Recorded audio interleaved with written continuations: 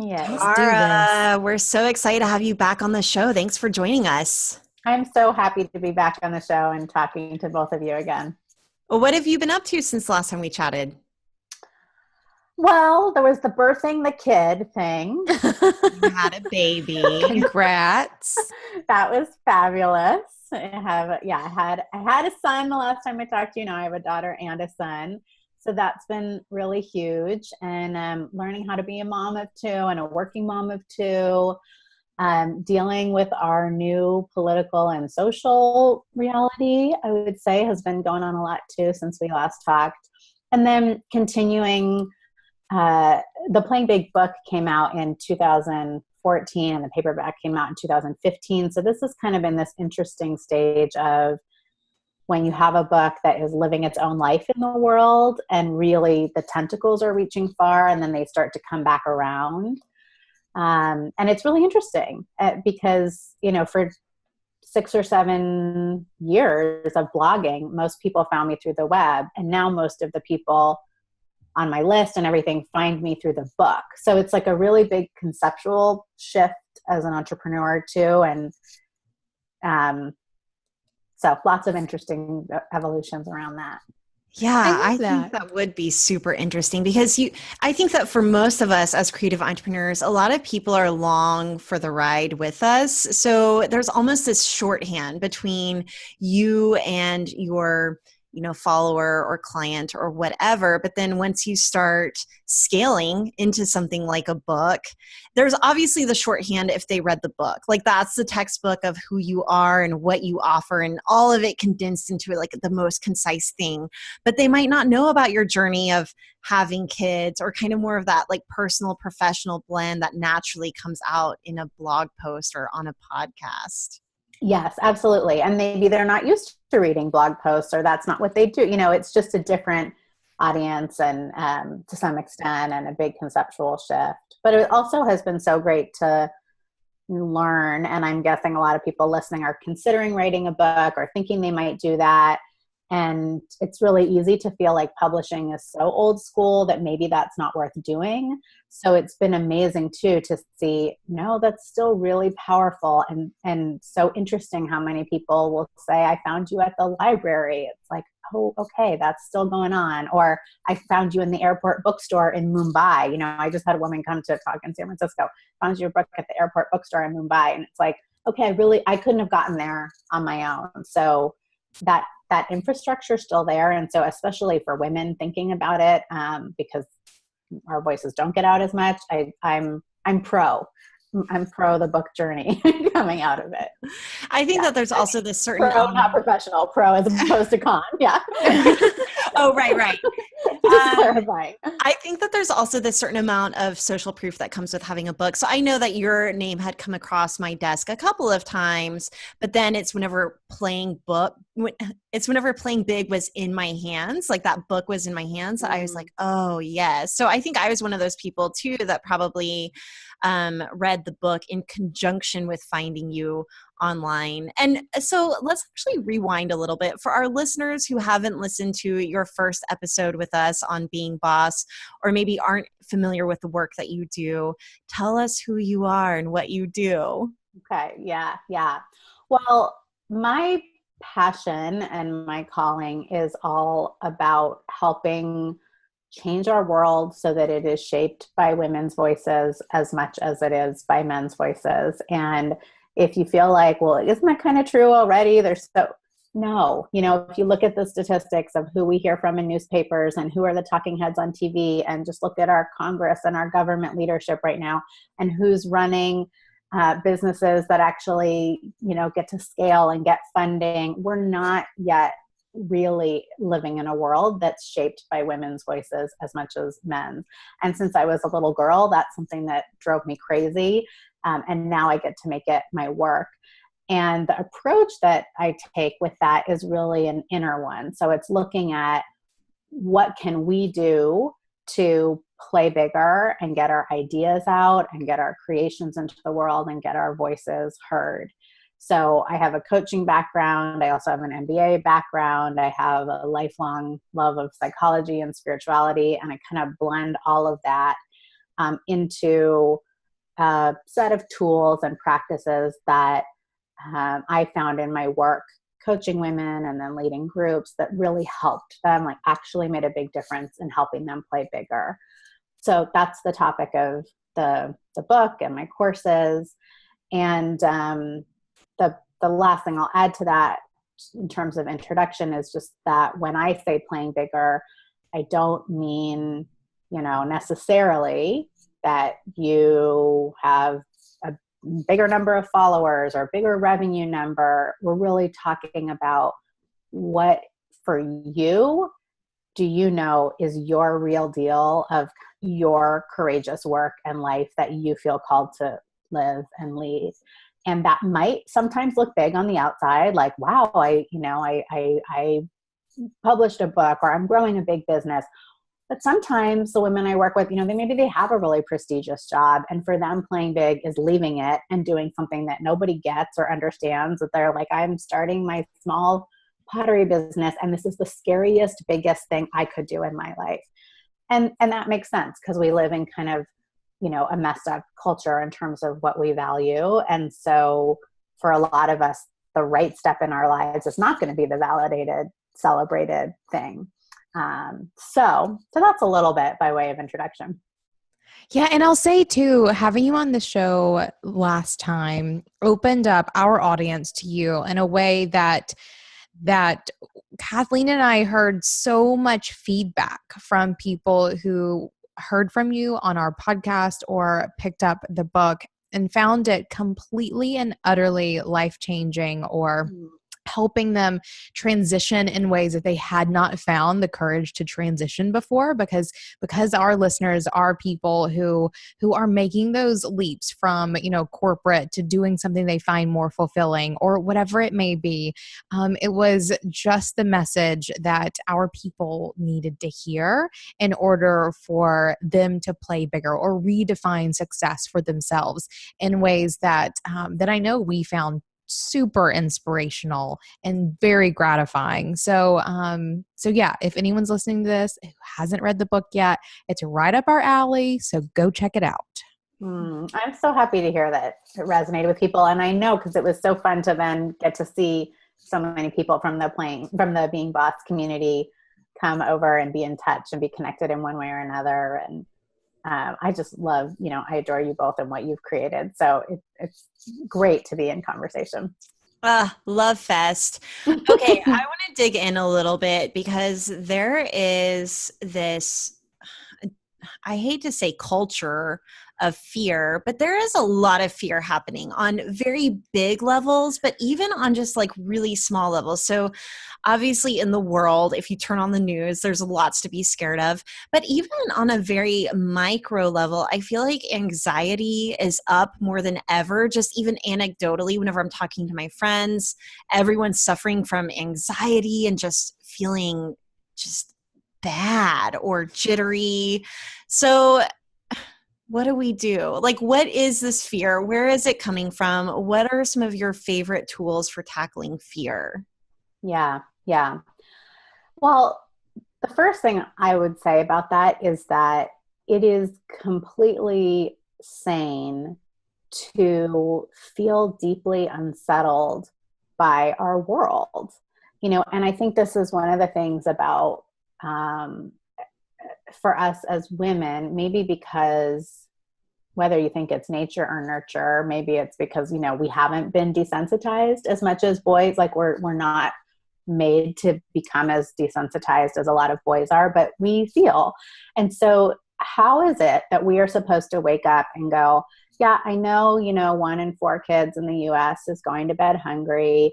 And I know, that nobody's really dealing with the opioid addiction. I know who we're incarcerating and how crazy it is and how the numbers are mushrooming out of control. I know all of that. And I think it's cool and I feel at ease with that. And I'm going, that's not sane and normal. So there's something about, just honoring there is a legacy in our world of, I think has to do a lot with the exclusion of women's voices and devaluing caring and caregiving and a more, a softer way of living. There's a legacy of us not honoring that has created a world that's quite normal for us to feel anxious, and we can honor that, and to feel also sad, really sad about it. But then of course we don't want to just live in that place. So what do we actually do? And I think, when it comes to that big picture anxiety and all that, there's a lot of need to just have a space. And I think everyone needs this in their life, whether you're feeling anxious right now or not, but have a space where you check in with yourself, like, what is going on in me today, or what is going on this week? And you can do that with, like in a peer relationship where you each check in with each other like that. You can do that with your partner. Like my husband and I just have, we call it check-ins, where like one person just shares, I'm feeling this, I'm concerned about this, I'm excited about this, like talk. And all the other person does is reflect back what they heard. So they're not giving advice. They're not, asking, they might be asking questions to learn a little more, but they're not asking like challenging questions. They're not agreeing or disagreeing. They're just holding space for the other person to get in touch with how they're feeling. And the good news about us as human beings is when we talk about how we're feeling, or we become aware of it, or we journal about it, we put it into language, we do start to move through those feelings. It's like just a taking inventory. And if you don't do that, you're not going to be able to process your feelings in a way that keeps things moving. So stuck feelings and repressed feelings and unacknowledged feelings don't start coming out in really destructive ways. So that's kind of on the just anxiety about our world. But a lot of times in my work, what I'm dealing with more is the fear and anxiety that comes up for women as they're like, I'm going to share this idea, or I'm thinking about sharing that idea. I'm thinking about launching that business, kind of the more practical, like, this is scary. And for that, again, it's good to be aware of it. And if you've read the book, or if you've listened to, conversations like this before, I talk about these two ancient words for fear, pachad and yira, and they tend to be really useful terms for people to start thinking about their fear in these two ways. And pachad, fear, so these are ancient Hebrew words. So these are thousands of years old. They're in the Old Testament. So this is like a quite essential way of how human beings are with fear that spans this particular era to others. Pachad is the fear of projected things or imagined things. So when you're imagining a worst case scenario, when you're projecting the movie, I'm going to quote my pricing and the client is going to say, who do you think you are? I'm going to, audition to do the TEDx talk and they're going to laugh me out of the room. That's like the projected movie, imagining what could happen. That's pachad, fear. And that what it's important to know basically is it's really overreactive. It's really misleading. And when you notice you're in it, you want to try and shift out of it. The other kind of fear that we never talk about in our culture is this yira. And yira is what you feel when you suddenly come into possession of more energy than you normally have. So whatever you do that gives you that boost of energy. When you're inhabiting a larger space than you are used to inhabiting, or when you are in touch with the sacred, however you define that. And there's this feeling that comes up with that infusion of energy and stepping into larger space and sacred that is a very fear-like feeling, but a really special, heightened, positive state.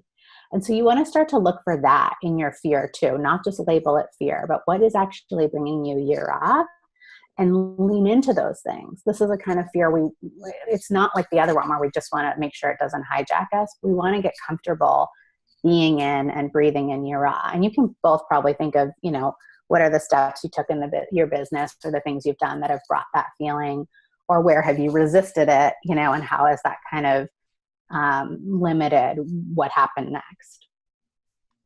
So it all sounds super great and good, but practicing it, like when you're in the throes of fear, one or the other, what do you do? Yeah. And let's start with that, like a holding space one, or being in a larger space kind of fear, where you're doing something in your business that feels a little nuts, and what is the steps that you need to take to, I guess, overcome it or get comfortable with it or whatever needs I to don't happen? think it's a matter of overcoming it, because I do think, when we're doing those things, we're going to feel that heightened state. It's pretty hard to like convince ourselves, to be really calm and cool when we're doing something that feels super, super risky or big.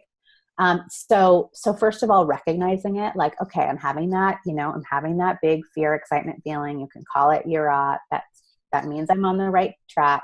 The minute you give language to a feeling, you decrease the intensity of it. And there's research that shows that. So if you kind of think of it as like, you've got this chemical, hormonal, emotional thing going on.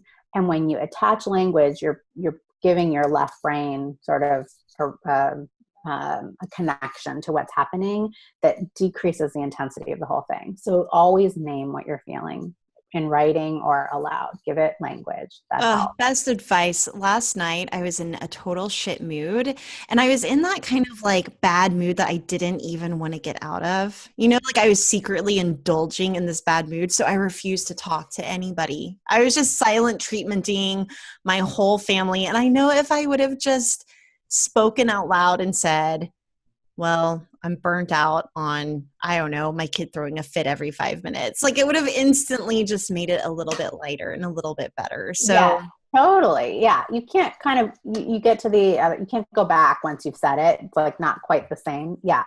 So that's number one. And then with Yara, really, we're trying to just breathe into it and breathe through it and be at home with it. But if you notice you've got some of that panicky pahad, there's a lot of simple things you can do in the moment. Right. And let's think like super practically. You're on your Apple iPhone, you swipe left, you see the headlines, and you're like, the fuck? Scared. Yeah. Okay. What do you do? Yeah. So one thing you can do is pick an energy that, or a quality, a positive energy or quality that really resonates for you. It could be love. It could be peace. It could be curiosity. And in that moment, you want to do everything you can to connect to that energy, because fear is a physiological and the psychological state of being. And so we can't really be in fear and love at the same time. We can't be in fear and curiosity at the same time. So when you connect to one of those positive states, you automatically shift out of fear. So how do you do that? You might put on some music that really puts you in one of those, like what song to you is just that energy of love? Put it on. What color to you is that energy of love? Close your eyes and really visualize that color and be in that color. What physical posture to you is that energy of love? Get into that physical posture and see how that changes your state. Sometimes just thinking of the word. Sometimes, if you can, what's that, personify that energy and then imagine yourself like holding hands with whatever figure represents that to you, or standing next to whatever figure.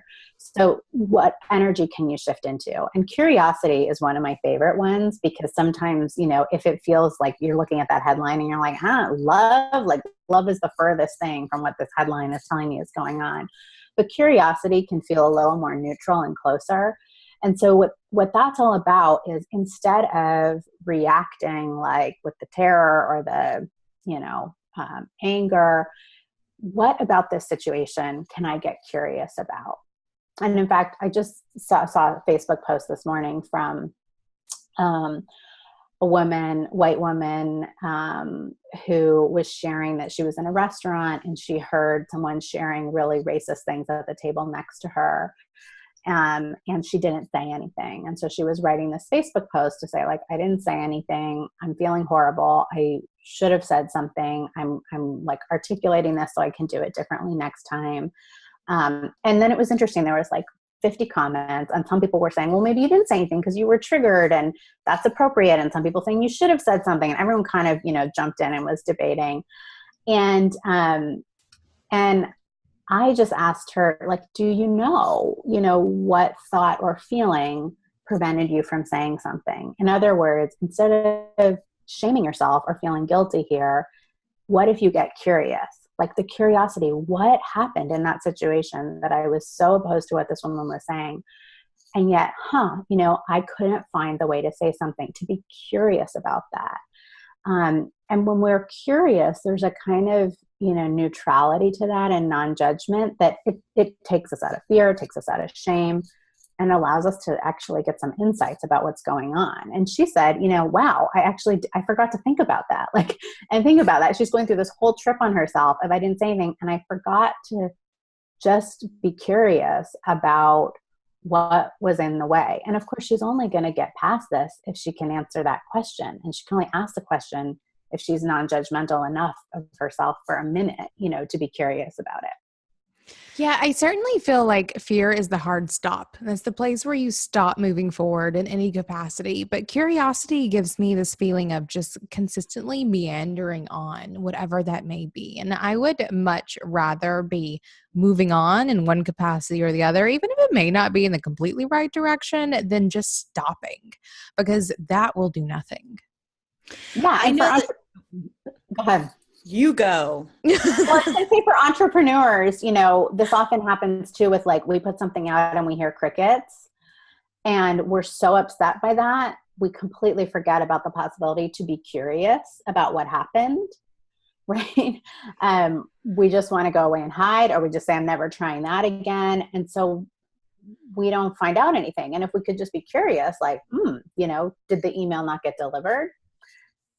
Did nobody understand what I was talking about in the email? Does nobody want that, right? There's so many possibilities, and curiosity can allow us to get those answers that we need. Yeah, I was just going to say that I experience that same thing whenever it comes to clients, one-on-one clients. Whenever I get an email back saying, I don't like something, and whenever they get really defensive, if I can get curious, I can see, they're afraid that they're never going to get the logo that they feel represents who they are and what their business is all about. And so for me, curiosity in my business has really unlocked a place of compassion. It allows me to be more compassionate for the person on the other side, and also more compassionate for myself. Like maybe I'm afraid that I'm never going to be able to design another logo ever again, or I'm never going to be able to articulate in the book I'm writing exactly what it is that I want to be saying. And if instead I can get curious, I can ask better questions. And whenever you ask better questions, you're going to get better answers. Yeah. And you can hear them because you're not in a place of defending, and you're not trying to decide whether you agree or not. You're just listening. I love the phrase of you're listening only to find out what's true for the other person. That's it. Okay, I have another question. This is something that I've been butting up against a lot lately. And even as I'm journaling, I'm starting to figure it out. If I can just remember to be confident, I know that I have it within me, even using some of your tools, like my inner mentor, visualizing who I am in 20 years. But sometimes I forget. It's almost like in the moment, I'm so hijacked, I forget to even come back to the tools, to name my fear, to name what I'm feeling, to refer to my inner mentor and see what they're telling me to do. How do you actually remember to go back to all these tools that we've been equipped with? You don't. I think that's part of it. It's the journey of remembering maybe more quickly than you did the last time, or not, because you're really on an edge. And when you're on an edge of your own growth, you'll confront self-doubt in a new way. And you might be in it for 6 weeks until you're like, wait a second, this is self-doubt. There's some stuff I do about this, instead of just feeling like the truth is, right? This first 6 weeks, maybe the truth is I'm not good enough for this. So I think we can, hold ourselves to an unreasonable standard and a perfectionistic one, to be like, I'm always supposed to remember the tool in the moment. The tools are kind of there to bring you back because we stray. And I think the more you practice them, you start to overall remember more quickly, and certain things become more habitual. I mean, I would literally get it tattooed on my body and I don't remember. I tattooed wabi sabi on my wrist and I still don't remember. perfectly imperfect. That's a good tip for everyone. Do not use tattooing as a strategy for constantly remembering something because Even that doesn't work. But there are practices. So you can also build in, what are the practices you want to build in so that you don't have to remember? Like if you know that, after you take a great run, you don't feel afraid, then like, great, can you just run regularly, whether you're feeling afraid first or not? Or that when you have that long conversation with a dear friend, okay, so make it a phone date. So, put things in place so you don't always have to remember, but also know that's part of the game. But I also want to ask you, why are you feeling like you need confidence? Because that I'm a big believer in, let's bust the idea that we need to be confident and go forward when we're feeling self-doubt. So what are you feeling like you need to be confident about? Oh, I mean, just all of it. Showing up on a podcast every week, writing a book, all the things that kind of take up that playing big space, I suppose. And probably actually more specifically around being a mom. I think that that's one of those things where, especially in the early days, whenever I didn't even know how to swaddle and my mom would just come in and swaddle my baby with confidence, and he was so chill because she was so confident. So probably I would say in the mom space is where I feel the least confident. And where I need to remember that I'm the boss and a really good mom. Like whenever I can remember that I'm a really good mom, things just go so much smoother. Yeah. Because what has been, I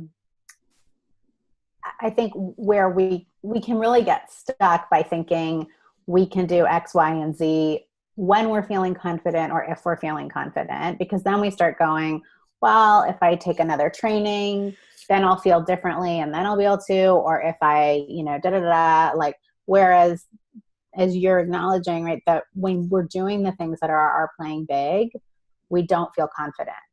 And, I just read this amazing study that was done by KPMG, and they looked at confidence levels women in corporate America. And the number of women that indicated they were confident between junior level and women who had reached executive levels was a 10% difference. That's it.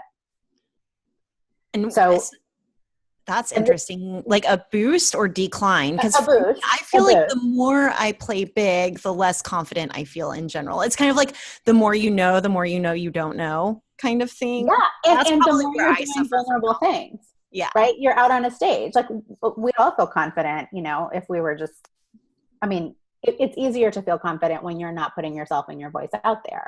So that's exactly my point. Like if you're continually on your playing big edge, you're going to be doing things that are vulnerable. You're exposing yourself to criticism. You are bucking the socialization for girls and women by even showing up and taking up space. So your safety instinct is going to be like, this is not very safe. What are we doing? And as a result of that, we'll say like, shouldn't you go back on your couch and hide because you're not this enough, you're not that enough, you're not that enough. And that's when all the inner critic comes up. So in the playing big model, we are not trying to be confident. You will not find anything in playing big that is there to help you be confident. We will only find tools that help us live with self-doubt and go forward anyway. We don't want to wait on confidence. Amen. True that. I want to go back to being a mom and playing big, because I know this is something I struggle with this too. Nothing makes me want to get back in bed more than my kid does. Like I can do all the big interviews and write all the books and do all the things, and I can totally do it and feel fine. But I can get one snarky look from my kid and I'm done with my day.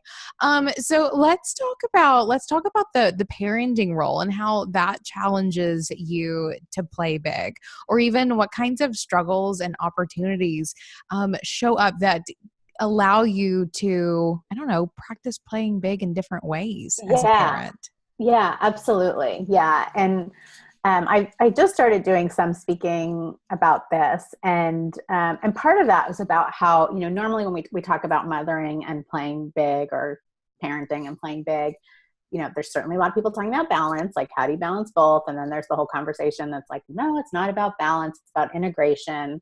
okay, that neither of those two topics has been that compelling to me yet. Then there's like a group of people talking about how do you bring more mothering skills and gifts into the business world. So like, how do we change the business world so that it's more infused with everything that we are and have learned as mothers and caregivers as women? That's great. But where I have really gotten really personally, I think, challenged and stretched is how do I bring a playing big energy into being a mom. And what I mean by that is, as I started like taking, well, first it just starts with like your choices around giving birth, and when you're looking, giving birth, you're all of a sudden coming right up against this whole system in our culture that, has not the most empowering view of birth and women's role in it and the sacredness of that, right? And all of that. So what kind of choices do you make there?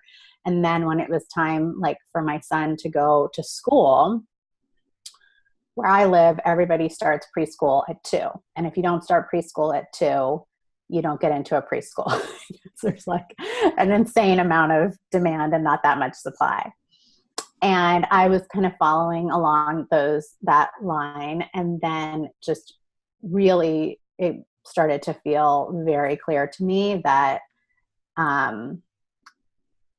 he wasn't going to do that separation easily. And even though everyone I know was telling me like, the way you do it is you drop him off and walk out the door, like that really didn't feel right for me. And I was shocked how much like fear and pressure and self-doubt that came up for me around like, how do I trust my own voice here, when it felt like everyone around me was pressuring me to do something different. And so luckily I ended up, also not sort of like not wanting to have to speak up, but not being able to not speak up, and had to kind of make some big moves and change his school situation. And wait until I felt like he was ready. But that was completely countercultural in our area and to a lot of the influential people around me. So it was this whole new like, I have to find my voice here and trust my voice. And probably even more than in my work, because in my work, I kind of get to operate in my entrepreneurial bubble.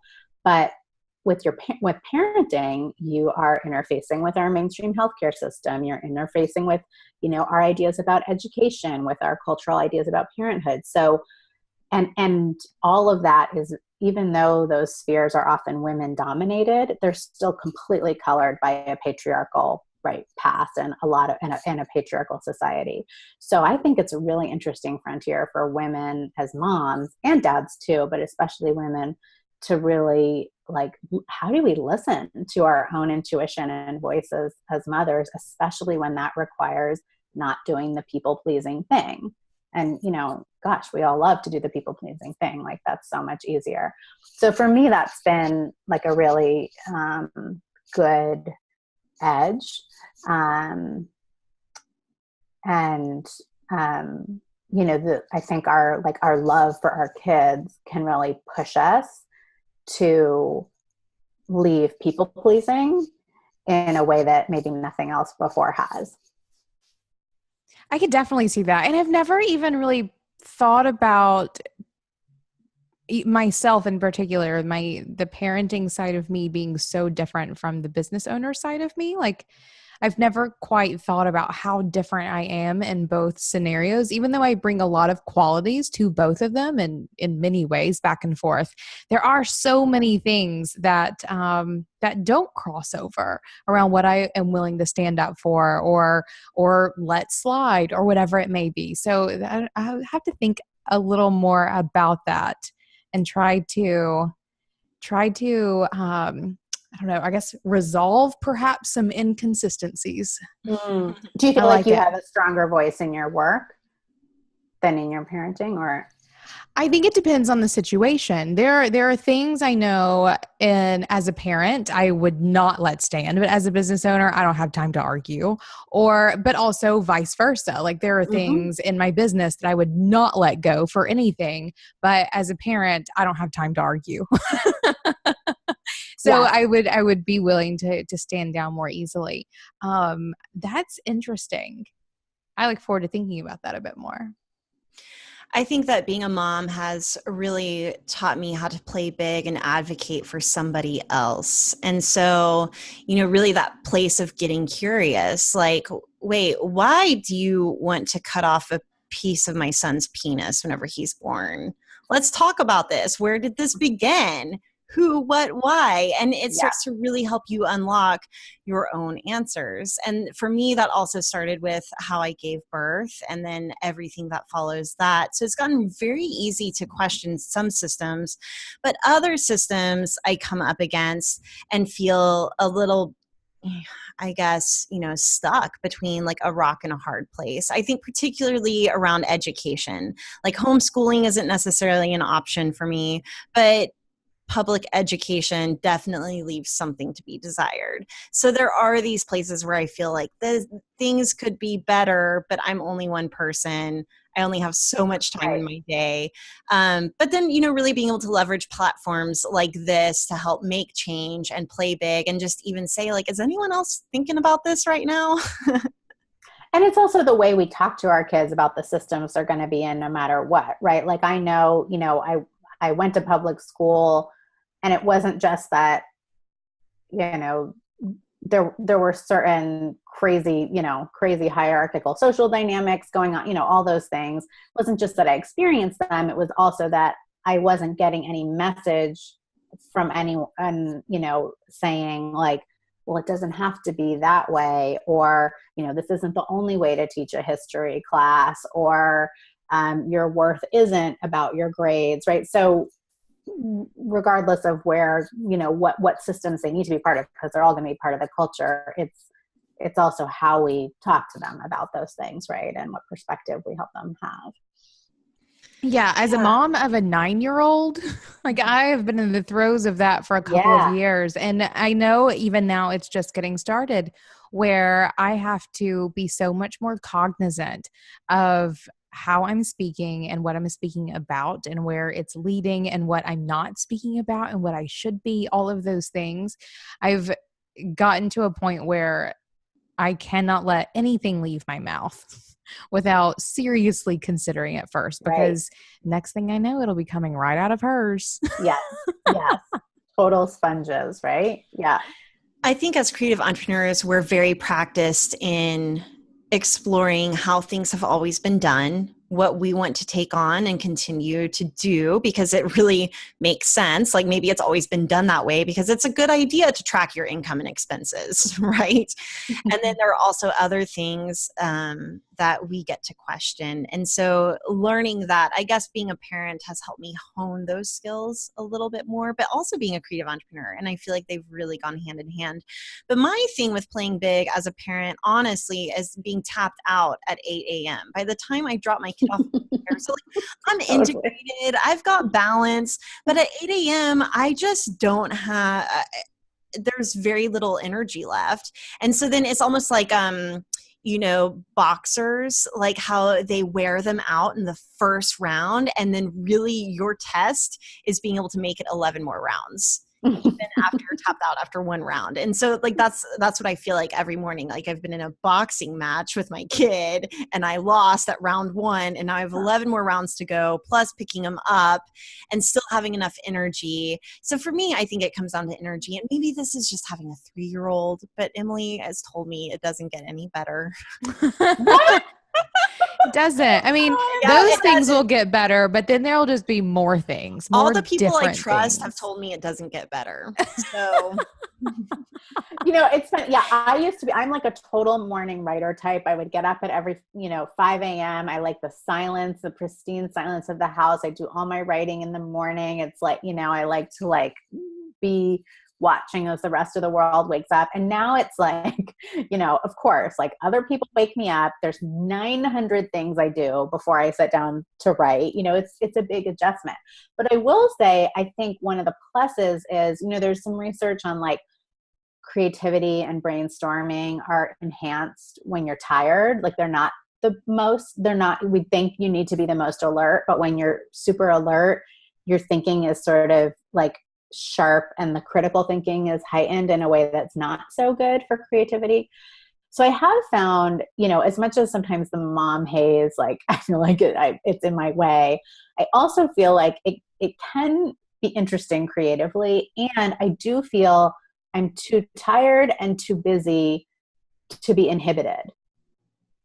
Like that good girl thing of like, I have time to research it perfectly. I have time to double check it. I have time, that can go away. And I think with it, just overthinking in general can go away because you don't have the time or energy. And that I feel like is a real positive. It can free us up to just like make decisions more quickly, get to the bottom line of things more quickly. So, that's the other side of what you're saying about the 9 to 8 a.m. exhaustion. And like I was just going to say, like, your inner mentor exercise I probably use it daily, Tara. So I'm so happy to hear so much that. for it. And part of it, and let's maybe explain real quickly to our listeners what the inner mentor is, if you haven't heard our first episode. Yeah. Yeah. So I'm so glad because this is such a helpful tool for so many people. So I'm glad we're talking about it. So the idea of the inner mentor is you're getting in touch with a vision, a sense of yourself, maybe 20 or 30 years into the future. And you can do that through a guided visualization. And we can put the link in the show notes. It's also in the book. So you're not like, if I were to just say to you right now, who do you want to be in 20 years? You would say, I want my savings to be here and I want to have, this kind of look in my house. We're not talking about that vision. We're going to get out of your everyday thinking and, just take a few minutes to do a visualization to get to what we're really talking about here. And what's so amazing, and Kathleen can tell you, when people do this visualization, they don't just meet their kind of vision, hopes, older self. You meet this really interesting, your authentic self, your wise self, your soulful self, and get a really vivid sense of her. And then you can relate to that figure, that presence, like a mentor. What would she do in this situation? What does she have to say about the thing you're struggling with? And we can, we could even take a situation right now and right. So I wanted to share that whenever I consulted my inner mentor about two things. One, just feeling so tired, that tapped out feeling. And then two, whenever I consulted her about sleep training specifically, because that's something I very much have struggled with. Myself in 30 years is one, incredibly proud that I've been able to build a business that is centered around my values and what I care about the most. Myself in 30 years doesn't really remember how sleep deprived I was. And if anything, it feels more like battle wounds, like kind of like something to be proud of almost. And then number two, whenever it comes to the sleep stuff, my inner mentor in 30 years actually can't even remember what we did with sleep. Did I sleep train? Did I not? No, I think I let him cuddle with me in bed all night. And that was fine. He's a 30-year-old grown-ass man now. He's fine. Right. So, I mean, kind of in this very practical, it's kind of like one of those, what's really going to matter in 30 years and what isn't. But also it's helped me really glean some very specific perspective around exactly what I'm going through and finding a way to shift what feels like a negative really into a positive. So great. Yeah. It's just, it's like every day we hear from people about the inner mentor tool. So I just want to urge everyone to try it, because if you're looking for like, how do I get direction in my life, or how can I center and calm when I'm, feeling really frantic? Like this is the magical tool. It really is kind of magical. And I didn't come up with it.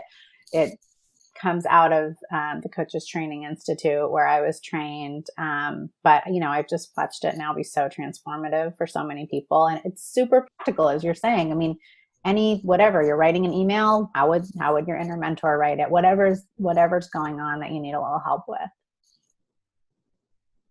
So one more question about the inner mentor that we get a lot from people who have listened to the first episode or from our peers that we've talked to is they go through the visualization. So dear listeners, if you want to pause this, check out the show notes, do the visualization yourself, buy the book, read through the exercise. Some people have said that they've had a hard time connecting, like they can't quite get there to the place where they can visualize. And I think, creatives, like artists especially, might have an easier time like seeing something in their mind. But for people who are not quite as visual, do you have any extra special tips or tricks for getting in touch with your inner mentor if it's just not showing up for you? Yeah. And the first thing I'll say is, if you've read the book, the first time I did this exercise, I had a horrible experience and I had like a really dark negative vision. So, and then I, was able to do it again and love this tool. So I'm with you if you had a challenging experience first and you don't need to despair. So there's a couple things. One is sometimes it's just on the first try, it doesn't click for people and you can always try it again in a different setting. No big deal. Two, a really common thing I hear from people is like, I just didn't get anything. I didn't get a lot. And this will always, some percentage of women in my course will always be like, that didn't work for me.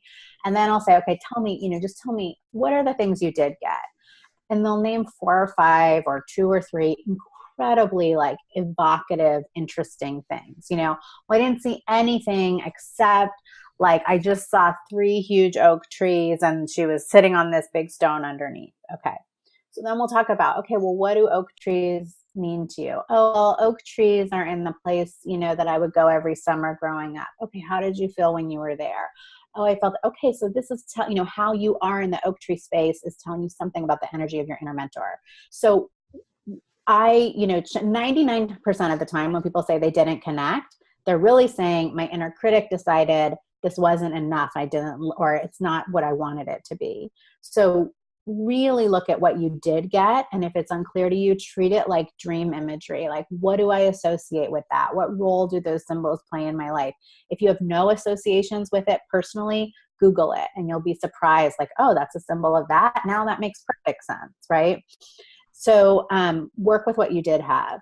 If you fell asleep, during it, like, don't lie down next time, sit on a stool. If you had a really, really dark, depressing vision, and by that I don't mean like you weren't married to who you hoped, but or you didn't live in the kind of house you wanted, but like something extremely dark as a whole, then just your inner critic can sometimes get in there. So go to chapter 1 of Playing Big, do some inner critic work, and then go back to inner mentor. And then the very last thing I'd say is if you just feel 100% sure you're not a visualization person, which there's a small percentage of people that are, there's other suggestions in the book. You can try journaling about it with your non-dominant hand. So if you're right-handed, do this in your left hand to kind of get you out of your quick thinking, critical brain and write about what your older, wiser self is about. Or you could, use a collage format. There, other ideas in the book. Yeah, everybody can connect in one way or another. I love it. I love feeling like, I did the visualization and I come back to it often since I first read that chapter in the book. And it's almost like I feel like it's meeting me halfway. Like my inner mentor is backward in time and I'm working forward in time. And we're going to meet each other in 15 years instead of like 30 years out. You know what I mean? So, and I think that is the power of doing this visualization is that you get there faster. Totally. It's like having the you that wants to come out pulling you forward and you're pulling her in. Yeah, I love that image. That's beautifully said. What's one thing that you've like done differently or changed because of how you see her? Ooh, Probably, again, just coming back to parenting mostly is the thing that I've changed the most, or that gives me the most perspective because of her. And so just kind of being the cool, calm, collected, flexible parent that I want to be rather than mean mommy. The mean mommy's been making an appearance lately.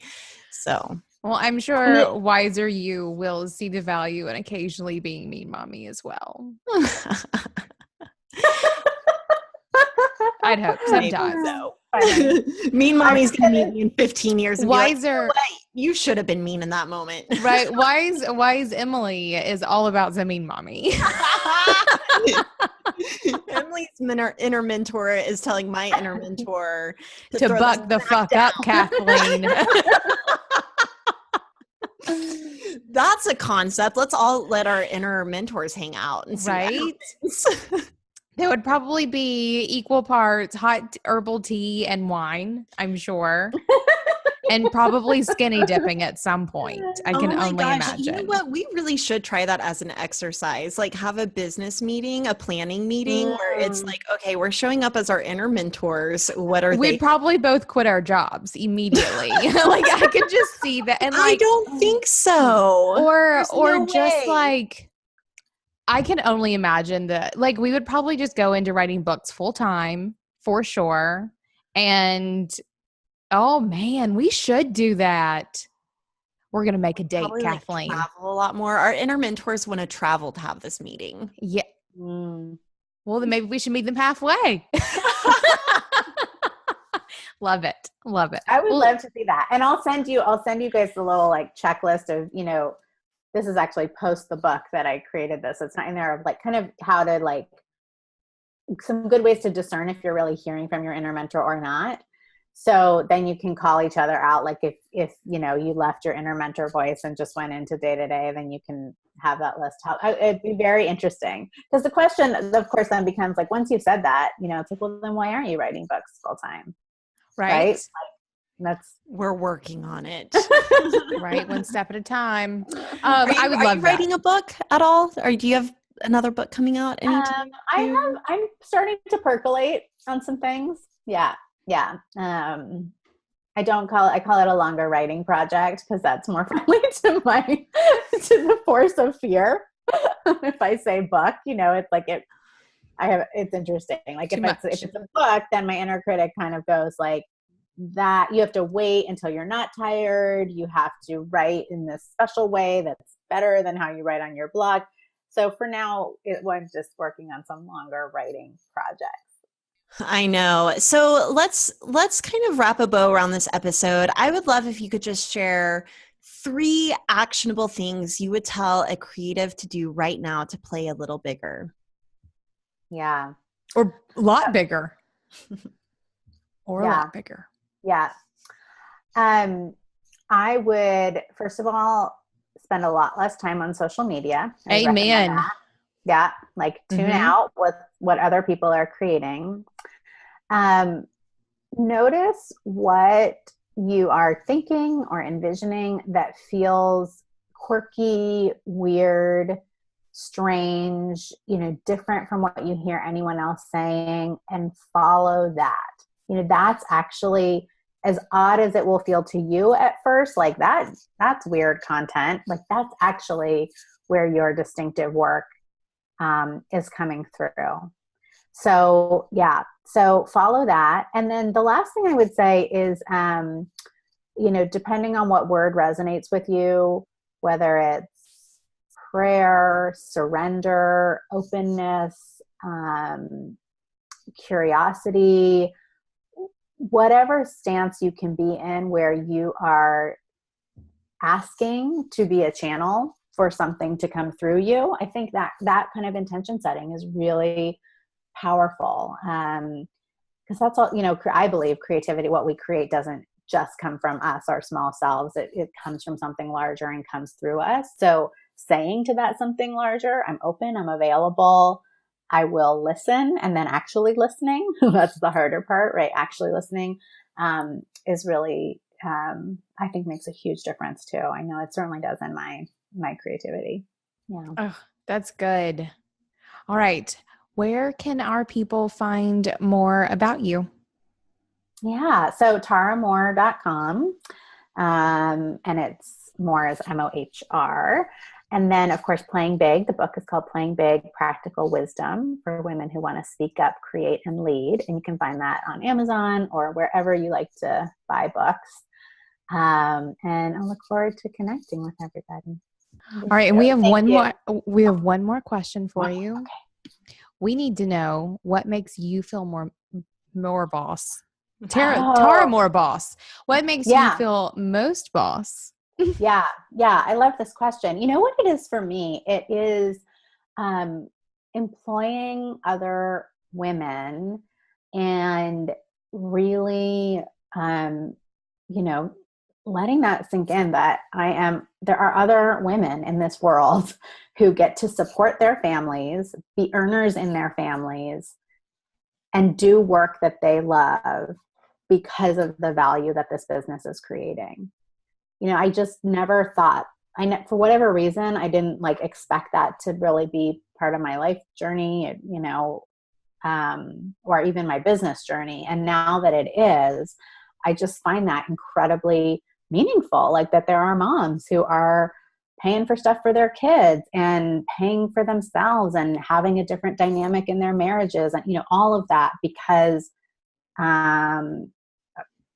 of working in this way and getting to and being a part of what we're creating in the business. So that feels really good. And it there's this whole idea that, the new idea about power, it's not power over, it's power to. What are you helping people have the power to do? And so, for me, feeling boss, it's what are you helping people have the power to do? Yeah. I think that is one of my favorite answers yet, for sure. Thank you so much for coming to hang out with us again. Thank you. Thanks, everybody, for listening. Thank you so much to our team and sponsors who make Being Boss possible. Our sound engineer and web developer, Corey Winter, our editorial director and content manager, Caitlin Brain, our community manager and social media director, Sharon Lukey, and our bean counter, David Austin, with support from Braid Creative and Indie Shopography. Do the work, be boss, and we'll see you next week.